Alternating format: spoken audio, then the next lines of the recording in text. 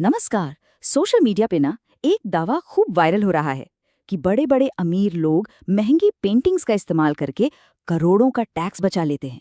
सुनने में तो ये एक बड़ा स्मार्ट हैक लगता है ना? पर क्या इसमें वाकई कोई सच्चाई है? चलिए आज इसी की तह तक चलते हैं। तो दावा यही किया जा रहा है कि पेंटिंग्स के जरिए करोड़ों का टैक्स बचाया जा सकता है। ऐसा लगता है जैसे ये कोई सीक्रेट रणनीति है जिससे कोई भी अपना टैक्स बिल एकदम कम कर सकता है। लेकिन सवाल ये है कि क्या ये वाकई काम करती है या ये सिर्फ एक सुनी सुनाई बात है। अच्छा, तो पहले ये समझते हैं कि आखिर ये टैक्स हैक्स काम कैसे करता है। देखिए, इसका पूरा खेल एक कानूनी नियम पर टिका हुआ है। नियम सिंपल है। अगर कोई किसी चैरिटी या म्यूजियम को कोई कीमती चीज दान करता है तो वो उसकी बाजार कीमत पर टैक्स में छूट क्लेम कर सकता है। ये पूरी तरह से लीगल है। लेकिन कहानी में ट्विस्ट यहीं से शुरू होता है। चलिए एक उदाहरण से समझते हैं। मान लीजिए किसी पर 30 करोड़ रुपए का भारी भरकम टैक्स बनता है। अब इतनी बड़ी रकम चुकाने के बजाय क्या कोई ऐसा रास्ता हो सकता है जिससे ये पैसा बच जाए? बस यहीं से इस सो कॉल्ड स्मार्ट स्कीम का आइडिया आता है। तो अब देखते हैं कि ये पूरा खेल खेला कैसे जाता है, जिसे ऑनलाइन एक सीक्रेट हैक की तरह बताया जा रहा है। इसे सिर्फ 5 सुनने में बड़े आसान से लगने वाले कदमों में पूरा किया जाता है। चलिए एक एक करके इन सभी को समझते हैं। तो ये है वो 5 कदम। पहले एक आर्ट पीस खरीदना, फिर उसकी कीमत को बढ़ाना, उसकी वैल्यूएशन रिपोर्ट लेना, उसे डोनेट करना और आखिर में टैक्स बचा लेना। सब कुछ शुरू होता है पहले स्टेप से, यानी एक कलाकृति खरीदना। अक्सर ये किसी कम जाने पहचाने कलाकार से मान लीजिए 20 करोड़ रुपए की असली कीमत पर खरीदी जाती है। और बस यहीं से सारा हेरफेर शुरू हो जाता है। और ये इस पूरी स्कीम का सबसे जरूरी और सबसे गैर कानूनी हिस्सा है, कीमत को कागज पर बढ़ाना। इसके लिए क्या क्या नहीं किया जाता। नकली नीलामियां होती हैं जहां अपने ही लोग झूठी बोलियां लगाते हैं, या फिर एक ही चीज को कई बार कागजों पर ही खरीदा बेचा जाता है जिससे ऐसा लगे कि अरे वाह, इसकी कीमत तो सच में बढ़ रही है। और इस सारे हेर-फेर का नतीजा क्या होता है? जो कलाकृति 20 करोड़ रुपए में खरीदी गई थी, उसकी कीमत अब कागजों पर 200 करोड़ रुपए हो जाती है। ध्यान रहे, ये असली कीमत नहीं बल्कि सिर्फ एक मनगढ़ंत आंकड़ा है। और अब आता है खेल का आखिरी हिस्सा।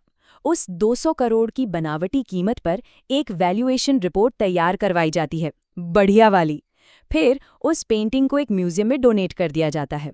और बस उसी 200 करोड़ की कीमत पर क्लेम की जाती है टैक्स में भारी छूट।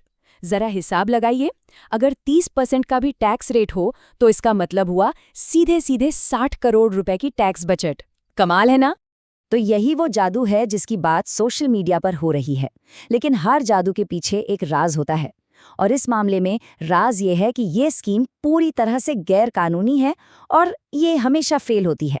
आइए देखते हैं कैसे।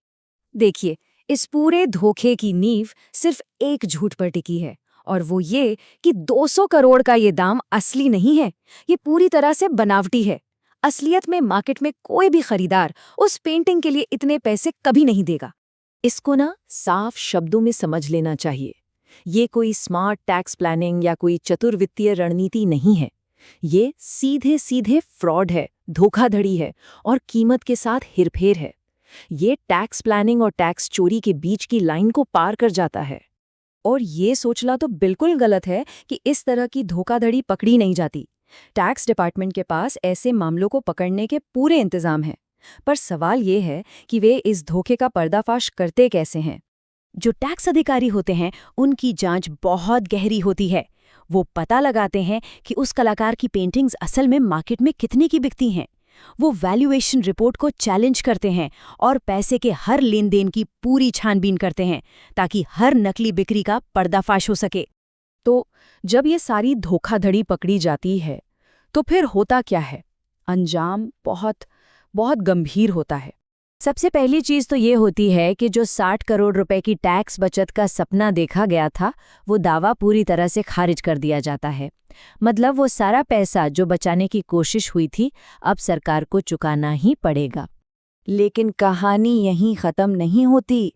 इसके बाद लगता है भारी भरकम जुर्माना। कम से कम जुर्माना होता है बचाए गए टैक्स के बराबर, यानी 100%। मतलब जितने की टैक्स चोरी की उतना ही जुर्माना ऊपर से भरना पड़ेगा। और जोखिम यही नहीं रोकता, अगर मामला ज्यादा गंभीर है तो ये जुर्माना 2 गुना यानी 200% तक भी जा सकता है। सोचिए, 60 करोड़ के टैक्स पर 120 करोड़ का जुर्माना, और इसके अलावा क्रिमिनल केस भी चल सकता है, जिसका मतलब जेल भी हो सकती है। तो अब हम एक सीधी तुलना करते हैं सोशल मीडिया पे चल रही वायरल कहानी और इस सिचुएशन की असल कठोर कानूनी हकीकत के बीच। तो देखिए, मिथक और हकीकत में जमीन आसमान का फर्क है। सोशल मीडिया की कहानी क्या है कि 20 करोड़ खर्च करके 60 करोड़ का टैक्स बचा लो, वाह। पर असलियत क्या है? 20 करोड़ खर्च करो, घर पर टैक्स का नोटिस पाओ और फिर उस पर भारी भरकम जुर्माना भरो। ये कोई स्मार्ट चाल नहीं है, ये तो एक बहुत ही महंगा और खतरनाक सबक है। तो लीगल तरीके से टैक्स बचाना और फ्रॉड करने में यही एक बड़ा अंतर है। एक असली दान में कीमत असली बाजार तय करता है, जहां असली खरीदार होते हैं, लेकिन इस धोखाधड़ी वाली स्कीम में कीमत एक नकली बाजार बनाकर खुद ही तय कर ली जाती है।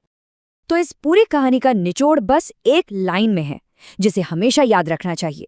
जब भी कलादान के जरिए टैक्स बचाने की बात हो तो नियम बिल्कुल सीधा है। अगर कीमत असली है तो कोई खास फायदा नहीं है, और अगर कीमत नकली है तो टैक्स का नोटिस पक्का है। बस यही टैक्स प्लानिंग और टैक्स चोरी के बीच की साफ लकीर है।